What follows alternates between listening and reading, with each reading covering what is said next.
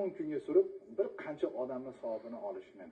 Shuning uchun biz iftorlik qilayotganlarga rahmat deymiz. Chunki iftorlik qilish kerak. Bu bizning ajdodlarimizning qadriyati, payg'ambar sollallohu alayhi vasallam sunnatlari.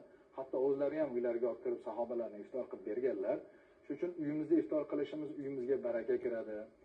Ahli ayolimiz xizmat qilib savob oladi. Agar ba'zida uyga odam chaqirib iftor qilish imkoniyat bo'lmasa, xonadonlarga olib borib beriladi. O'zingizlar bir taom pishirib yeyinglar yoki bir iftorlik qilinglar deyiladi. Ya'ni qaysi bir imkoniyat bo'lsa, ba'zilar aytadiki, uyda iftor qilish kerak emas, hammasini olib chiqib berish kerak. Yo'q, bu ham noto'g'ri. Nimaga? Uyingizga chaqirasiz, ulfat paydo bo'ladi. Qarindoshlaringiz bilan ko'rishib olasiz. Do'st orttirasiz. Va albatta uydagi ahli ayolingiz xizmat qilib savob oladi. To'g'ri, uni olib borib berish ham mumkin, lekin uyda iftor qilish mumkin emas deyishlik bu noto'g'ri bo'ladi. Chunki biz shu ko'rdik, bobo-buvilarimiz ulardan oldin ko'rgan Ramazonda uyga chaqirib, mehmon qilib shu savobini olishlik bizning ajdodlarimizdan qolib kelayotgan eng